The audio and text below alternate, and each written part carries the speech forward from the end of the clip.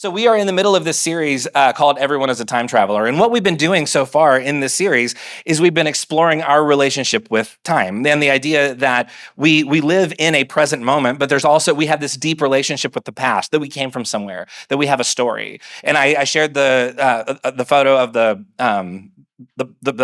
I'm sorry, I again lost the word. I want to say painting. It's not a painting. A picture that I have hanging in my office of the Roman god Janus, who has two faces, and one face looks towards the past, one face looks toward the future.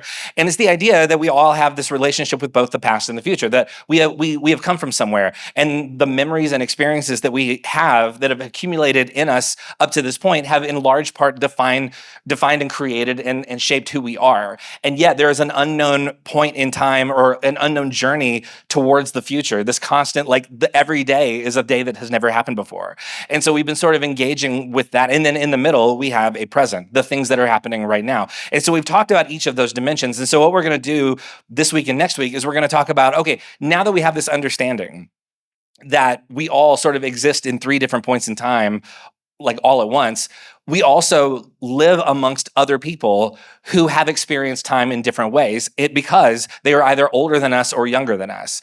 And so we are surrounded by people who have lived more life or less life, in which means they have experienced more or less time than we have experienced, which has shaped them in different ways than that it has shaped us. So we're going to talk this week and next week about how do we engage with generations that aren't us. And how do we look at and think about people who haven't had the same sort of experiences that we've had? And so again, we're kind of shifting gears and we're talking more in terms of like the generational gaps that exist among us, which is a weird concept for a sermon, I realize, but we'll see how it goes. Okay. But the thing is, you are a part of a generation. Each of us was born at a specific point in time that is in a lot of ways kind of defined by the other events that were happening like around that same time. So you are a part of a generation, and the people around you are also part of a generation. We have different names, and if we had more time, we could kind of get into like breaking down like all the different generations that are currently alive right now. And so it's and you've probably heard terms like baby boomer or millennial or Gen X or Gen Z. And so all of these are terms that are used to describe people who were born among like different points in time. And each generation has a kind of an odd kind of relationship with the generations that either came before it or have come after it. And so everyone here is part of a generation. Everyone was born at a time that and we know people and we grew up with people who were also born at that same time. And so our perspective in a large part was shaped by when we were born and what else was going on in the world around us. And we tend to, no matter what generation you're a part of, the thing that we all have in common is no matter what generation we're a part of, we tend to think of the other generations as being responsible for all the problems in the world. And so we tend to talk about other generations other than our own in less than positive terms. And again, like, oh, this is who we should be blaming for all of society's problems. So like if you are among the older generations, you might say, I realize like the largest older generation right now is the baby boomer generation. Those of us who count ourselves among the Gen X generation, like we're getting up there too.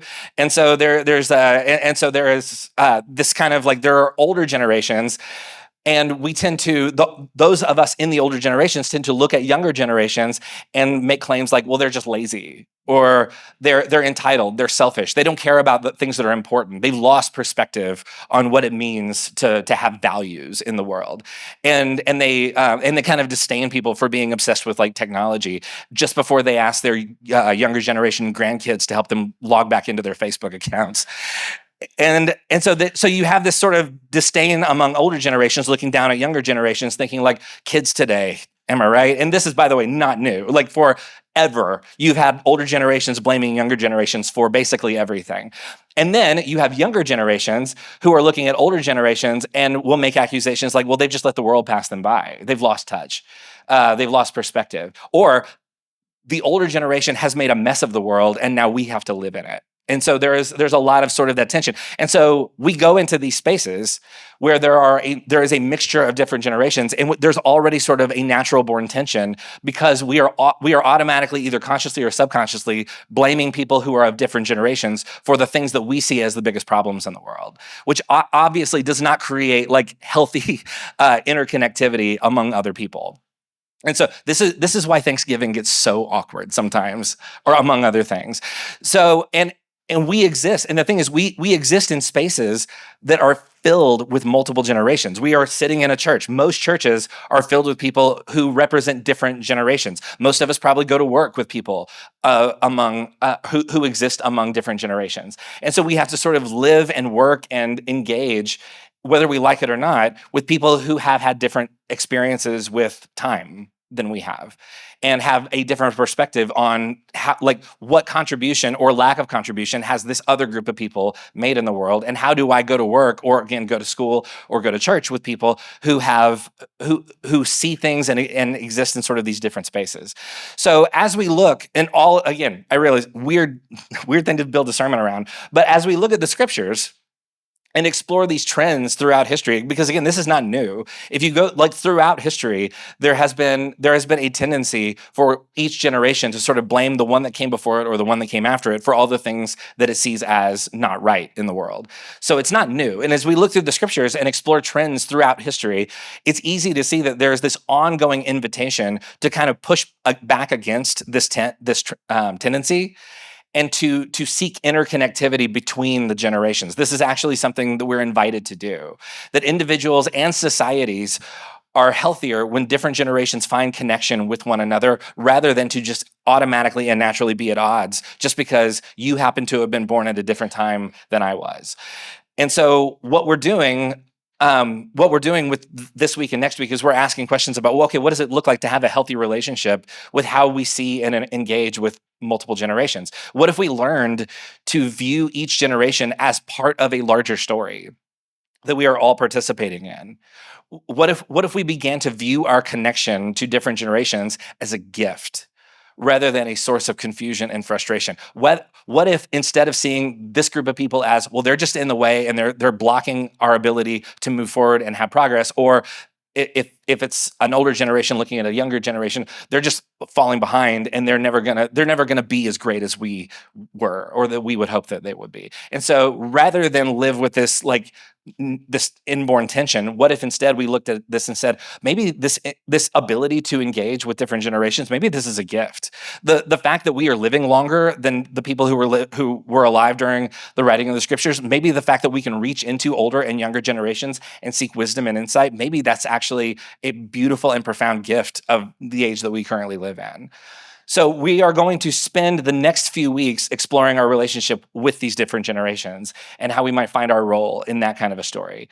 So I used to be, when I first started in ministry, I was 19. I had just, it was my freshman year of college, and I got a job as a youth pastor at a church who was so desperate for a youth pastor that they were willing to hire a 19-year-old college freshman. And so I took that job really, really seriously. And I remember I was by far the youngest person on that staff, and everybody else on the staff, it was a church that was started for and by baby boomers. And so this was, and that was the hook of the church was basically like, we're going to create a space for this generation who grew up listening to like the Eagles to have a place to go every Sunday. And they did it. And it was a really, and I loved that church. But again, when I started working there, I was like, by 10 or 15 years, I was the youngest person on staff. And there was a part of me that really took a lot of pride in that. Like I was really excited to go to staff meetings and be like the representative of like the youngest generation that could possibly be working at this church at this time.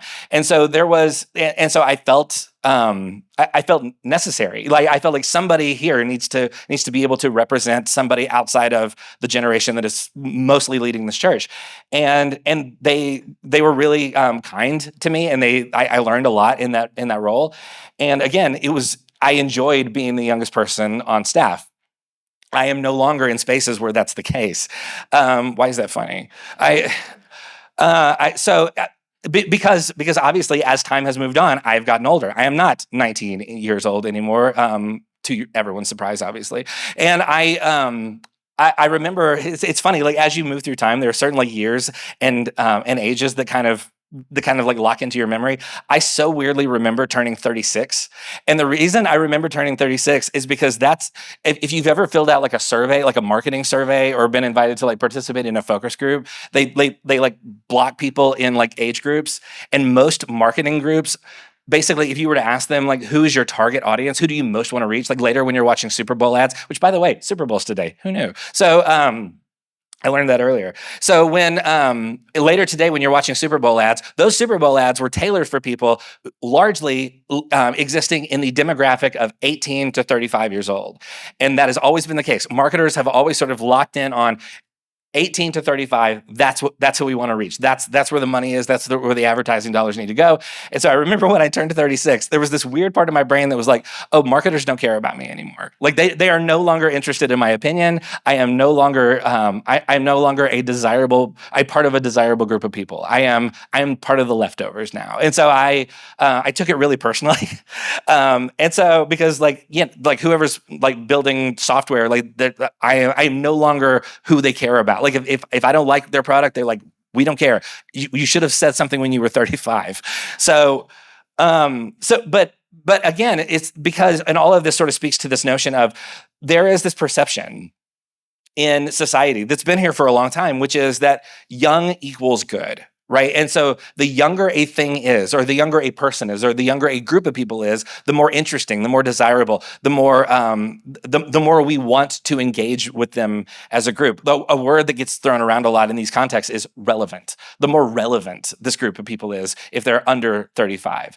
And by the way, this is beginning to change a little bit because as it turns out, baby boomers have a lot of money and advertisers have figured that out. And so they have started to adjust the dials a little bit. But for the most part, when people are creating new things, they want to know, is this going to be something that 18 to 35-year-olds are going to want to do? By the way, I wish I could say this was different, but churches are like this too. Like I've definitely been to church leadership conferences where there will be all kinds of conversations about church marketing, which is an odd, confusing term if you really dig deep and think about it. But and one of the conversations regarding church marketing is we want to get people, again, between the ages of 18 to 35 to attend our church. And in most of these conversations, it's usually like families in which the adults are under 35, but they have small kids. Like that is exactly, if you were to ask like a church marketer, again, weird that that's a job, but it is. If you were to ask a church marketer, who do you most want to see come through your doors every Sunday? It's that group of people. And so we have, again, this built-in notion that younger is always better. And the older we get, the less desirable we become to like marketing campaigns and things like that. And again, it's hard not to take that personally. But as it turns out, in contrast to this, as it turns out, you are alive until you're not anymore. Not like you don't stop existing. You don't stop having life in you. The blood does not stop flowing through your veins on your 36th birthday, as it turns out. You have life to live and potential to unlock right up until you have breathed your last breath. And we tend to overlook this, again, because we tend to, like the older we get, the more we tend to sort of assume that the best is behind us. And we've talked about this already when we talk about the past and the future. The notion that, well, I should have done this earlier, or I should have started on this kind of thing way before now because it's just too late. And we sort of kind of have this resigned notion the older we get of like, well, I guess the best years are just behind me. And I think, again, in a minute when we start looking through the scriptures, we're going to find like, no. The whole story is oriented around interconnectivity between generations. And also the life that you have continues to be a gift right up until it's over. And so our main question today is, how are we invited to think about people who exist in older generations than our own? And for those of us in those older generations, how are we invited to see ourselves? And are we still participating in a meaningful story, even though there are younger generations that are engaging in more meaningful ways than they used to be? So these are big questions, and we're going to try and address them as best we can. So we're going to start in Psalm 78. So in the middle of the Hebrew Scriptures, what we refer to as the Old Testament, there is a collection of poems referred to as the Psalms. This is one of them. And so in this poem, in Psalm 78, this writer says this. He writes, "My people, Hear my teachings. Listen to the words of my mouth. I will open my mouth with a parable. I will utter hidden things, things from of old, things we have heard and known, things our ancestors have told us. So he's talking about like there are these things that have existed for a long, like way before we got here, and we are going to revisit these things. And then in verse 4 he says, "We will not hide them from our descendants. We will tell the next generation the praiseworthy deeds of the Lord, his power, and the wonders he has done. He decreed statutes for Jacob and established the law in Israel, which he commanded our ancestors to teach their children. So the next generation would know them, even the children yet to be born, and they in turn would tell their children." You see what's going on? So this poet is basically articulating like, listen, we have stepped into the middle of a story that started way before we got here. And our job in engaging with this story, or a big part of our job, is to make sure that the story does not end with us, that we pass the story on to the next generation. And even articulates, and the hope is that after we are long gone, whoever has inherited this story will then pass it to the next generation after them, that the whole thing will continue to go. It's like stepping into a river that has been flowing for a long, long time. And so that's what's being said. And so he talks about like, we will pass this on to the next generation because the story we have been handed was beautiful and powerful before we got here, and it will continue to be so long after we have left. So deeply embedded in the Hebrew scriptures is this notion of each generation is responsible for taking this massive story that we are all a part of and passing it forward. And so scripture demonstrates a natural connectivity here between older and younger generations. And again, this is very consistent like throughout. Like you will see constantly this notion of, and we have this thing and we are responsible for this thing. And the best, most responsible thing we can do with this thing is make sure the next generation gets a hold of it and knows what to do with it and takes ownership over it. So one of the highest values in the Hebrew scriptures, oh, there's a big old fly. One of the highest values in the Hebrew scriptures is the transference of memory from one generation to the next. In fact, we talked about this a couple of weeks ago. The most commonly repeated commandment in all of the Hebrew scriptures is not don't kill. It's not give money. It's not be kind. It's not love your neighbor. The most commonly repeated commandment in all of the Hebrew scriptures is the word remember.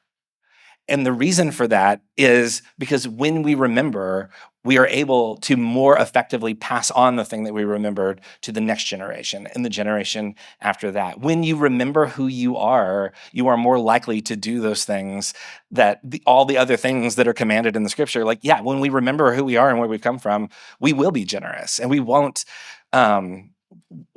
be violent towards one another. We will not have a smaller view of the world. We will continue to expand our perspective because in our memory is a story about all these beautiful things. And we will take that and we will pass that on to the next generation. Don't forget who you are and where you came from. Remember is the most commonly repeated commandment in all of the Hebrew scriptures. So you have this notion of, yeah, we're continually passing the story on. But what happens though if the next generation does not receive these things? Then something has been lost. What if something isn't passed on, or what if it's attempted to be passed on, but then nobody is there to receive it? What happens then? So in Deuteronomy chapter 5, this is part of a section of the scriptures known as the Ten Commandments. And the Ten Commandments actually show up in two different books. They show up in the book of Exodus and they show up in the book of Deuteronomy. And this is the one, obviously, from the book of Deuteronomy. This is the fifth commandment. It's probably one that has been quoted to you by your parents. And in Deuteronomy 5, verse 16, it says this. It says, honor your father and your mother, as the Lord your God has commanded you, so that you may live long and that it may go well with you in the land the Lord your God is giving you. So the fifth of the Ten Commandments is this one that, again, possibly somebody has repeated this to us, and the commandment is honor your father and mother, and then it sort of expounds on like what that ends up looking like.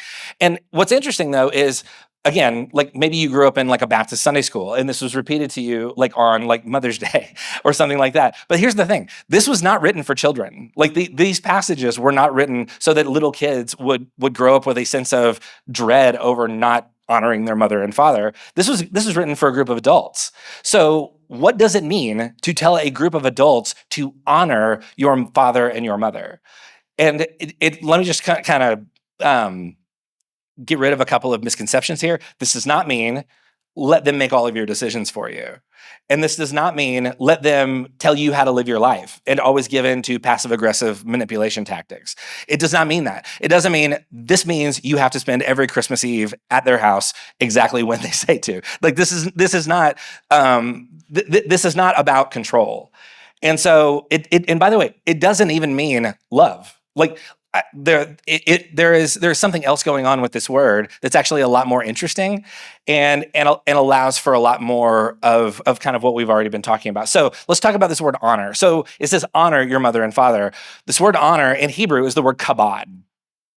Kabod literally, it's actually a term of measurement. Kabod literally means to acknowledge the weight of a thing.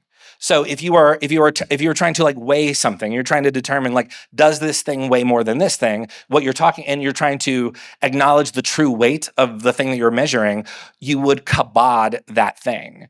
So to kabod your mother and father is essentially to acknowledge that whatever happened, like whatever story was passed on from them to me, there is a certain weight, there is a certain significance, there is a certain amount to which this matters, this has shaped me in a certain kind of way. And to pretend like it doesn't is to not kabod my mother and father. So again, to kabod is to acknowledge the weight of a thing. So this is never forget that the story of your parents directly led to and impacted your own story. Who you are, where you were born, like the memories that have shaped you in large part came from these two people, or at least began with these two people. And so to kabod that is to basically, if you grew up in the South, it's like, don't forget your raisin. This is basically what this means. It's basically just don't forget that you came from somewhere. You have a story. And to acknowledge your story is to kabod, to give weight to the thing that shaped you. So to honor your parents is to have a deep awareness that you were not born in a vacuum. You are a part of a story, and the story and the people who came before you passed that story on to you in both unhealthy and possibly healthy ways. And basically, it means to receive the story that you have already inherited. And by the way, later on in that same passage in Deuteronomy 5, when it says, so that you will live in the land, what that is, this is about, again, it's about physical inheritance. Land is, at the time, was sort of seen as a tactile reminder that you are connected to something much older than you. And so land wasn't just like, so that you can also have a house here and it will increase in value. It's basically like the land it was a thing that outlives each generation. It was, yeah, once we're gone, the land will remain. So therefore, if we remember our story, the land is a symbolic reminder of this story, if that makes any sort of sense. That's why land is connected to this part of the story or part of the command. So this whole thing isn't, again, it's not about love or defer to. It's about don't forget that you came from somewhere and that the story that you were handed shaped you. And if you forget that story, there is a part that you will begin to forget who you are. You will not remember all the things that you were called to remember. Other cultures, by the way, in the ancient Near East, where this came out of, it's going to sound strange. This was actually seen as kind of subversive and kind of progressive, if you will, like the notion of honor your mother and father, to kabod, and to preserve like your relationship to the land as it relates to them. And the reason it was subversive and progressive at the time is because in other societies in the ancient Near East, as people got older, they lost their ability to contribute to the survival of the family. They weren't able to work like the farm. They weren't able to hunt. They weren't able to generate survival or income in any sort of meaningful way anymore. They became less able to produce and provide. Therefore, their usefulness began to sort of be thrown into question. And so people in other ancient Near Eastern cultures would often stop caring for their aging family members because there was no practical reason to do so. It doesn't help us survive. Therefore, why should we do it? And so there was sort of this kind of very cold seeming disregarding of like older generations as it related to, well, like grandpa can't work the farm in the same way that he used to be. So do we really still need to give him the same amount of food as everybody else? And really kind of harsh, cold, upsetting questions if you look at it through the lens of today. So what this commandment in Deuteronomy is actually saying, it's a way of saying we will not be that kind of society. We will not be the kind of society that only values people based on what they can do and how they can produce. We will not define each other's relation or each other's value based on how much money or skill that they provide for the family. In other words, your aging family members are more than their economic contribution. Their value transcends whatever it is that they can physically do. Even if they can't do the things that they used to be able to do, they still have value. They still deserve kabod because there is a weight to their legacy. They have handed you something valuable. And to disregard that is to forget who you are and where you came from. I remember it's a little bit upsetting. I remember in 2020, very like within the first month or so of the COVID-19 pandemic, my family and I we were living in Fort Worth, and there was a pretty well-known local politician in Texas. And let me contextualize this a little bit for those who don't fully remember this. If you've memory hold this whole event, I understand. But there were a lot of for those who were trying their best to quarantine and stay isolated and stay at home. And one of the larger justifications for that tactic, that strategy, was lots of these households have multiple generations living inside them. And so if we send a kid to school and grandma is living at home and she is in the middle of chemo or she's dealing with some sort of thing that makes her more vulnerable medically, having that kid go to school and contract a disease that could then come home, and even if the kid isn't harmed by it, could pass it on to grandma, and then it might end up costing grandma her life. And so that became sort of the rationale for, so we need to be really careful about where we go and where, like, who we are exposing one another to. It was an attempt to sort of preserve different generations. And there was a pretty well-known local politician in Texas who went on local TV and said to the population, he said, look, I understand this rationale. He said, but older people, and I'm going to quote so that I don't, so I'm not accused later of misquoting, older people should be willing to sacrifice themselves so the economy can continue to thrive. So that was, and I don't even, there's really no words to describe like exactly what that does to you, to basically hear you say, look, grandma is expendable as long as my 401k remains intact. You know what I mean? So in other words, what this Texas politician was saying was, I would really like to return to a pre-10 Commandments society in which older generations are valued solely by their contributions to the economy. And if they're getting in the way, then they should probably be willing to just like sacrifice themselves, to use his words, sacrifice themselves for the sake of our economic prosperity. So, and I understand, like there was a lot of like economic stress going on at that time. I'm not trying to underplay that, but that would be your rationale. That would be the thing that you would say, to say like, look, let's just make sure we're okay. And then if older generations have to suffer and die, then I guess that's an acceptable outcome. And like it is unbelievable to hear somebody say that in the 21st century. Again, in a post-10 Commandments world, that seems unthinkable. But the scriptures are telling us our job as participants in this larger story is to honor and recognize the generations that carried the story to this moment, that we owe them something. And by the way, and I'm kind of hinted toward this a second ago, but I do want to revisit this for a moment. Just a caveat. Deuteronomy 5, the fifth commandment, is not a license for your parents to abuse and violate your boundaries or to manipulate or control you in any sort of way. I realize your parents would never do that. But if, hypothetically, if they did, some of you didn't laugh on purpose because your parents are sitting next to you. It's fine, I get it. So what Deuteronomy 5 is saying is, do not forget where you came from, and that you are a part of a story that was being told long before you got here. Again, it's not a permission slip for parents to abuse their position. What it is a reminder of, you didn't come from nowhere. Something created you, something shaped you. And by the way, if you carry wounds that are able to acknowledge that those wounds were partially given to you by a parent or an older relative, even that is part of kabod. Even if it means saying, I struggled to connect with other people because my relationship with my parent was so fragile. To acknowledge that is kabod. That is acknowledging, that is honoring the weight of a thing that has shaped you. You are recognizing the impact that person had on you, even if it requires healing. Sometimes, especially if it requires healing. You can honor a person and not even be in contact with them.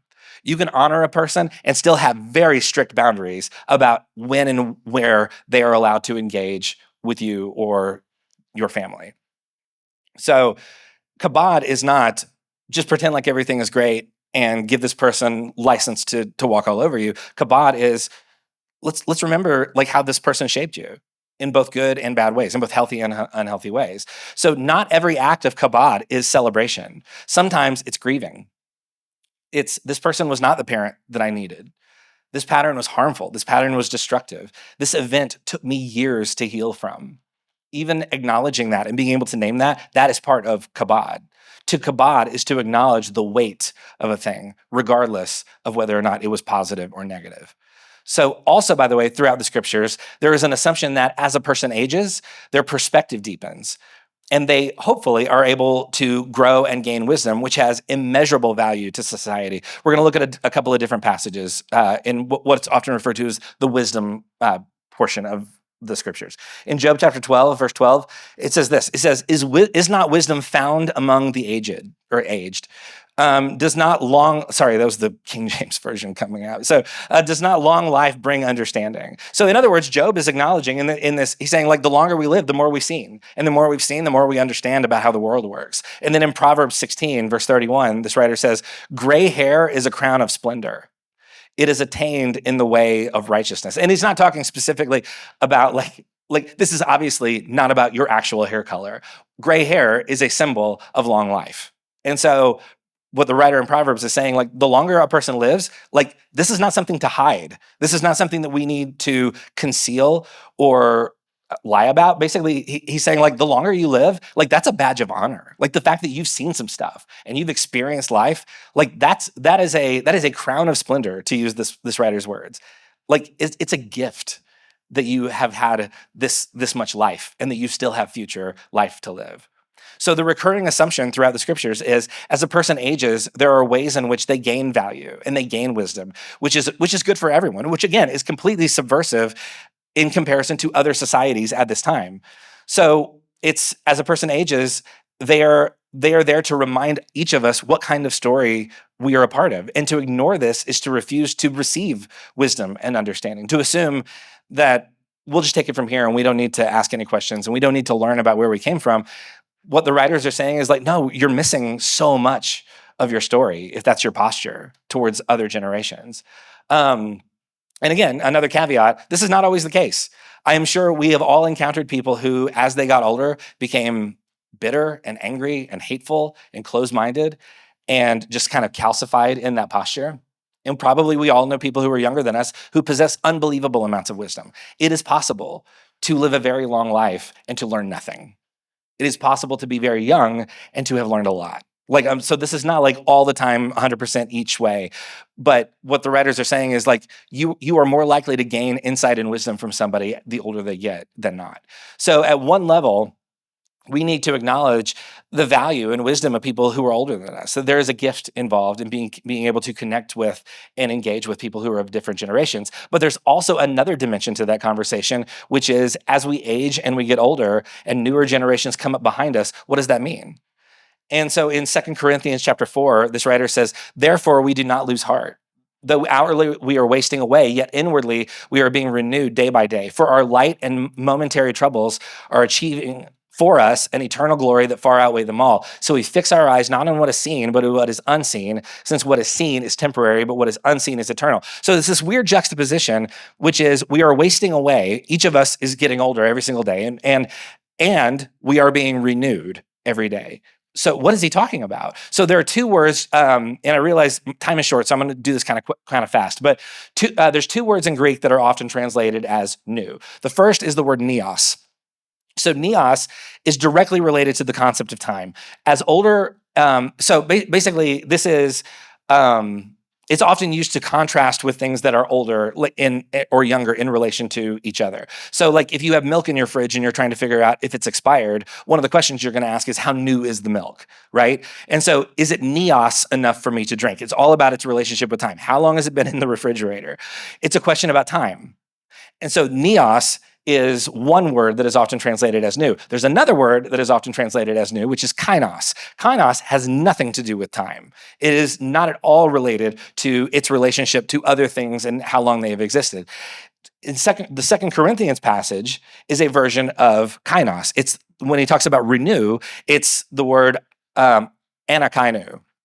which again is a derivative of kainos. So he's not talking about new, renewed in a sense of like it's a thing that is old that became young again.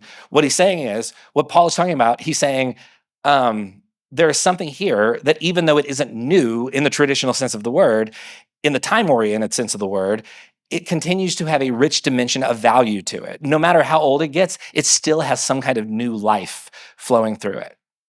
It is possible for something to be old and to still have something new living inside of it. It is possible for something to have been here for a long, long time and to still have new life and wisdom and insight to offer. We gather here every single week, unless there's snow. We gather here every single week, and you got up early. Most of you, I assume, got up pretty early relatively early to get here. You could have not, but you came here anyway, so we can sit around and talk about passages from a collection of books that is thousands and thousands of years old. Why would you do that if there wasn't some part of you that believed there is something new to be gained from these very old documents, right? So the essential thesis here is, in our culture, we have bought into a neos view of time, like we talked about earlier, over and over and over against a kainos view of time. The new that we understand is what is youngest, what's been here for the least amount of time. That's how we tend to think of like new and old.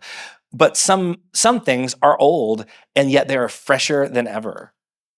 So in Psalm 92, the poet writes, "The righteous will flourish like a palm tree. They will grow like a cedar of Lebanon. Planted in the house of the Lord, they will flourish in the courts of our God. They will still bear fruit in old age."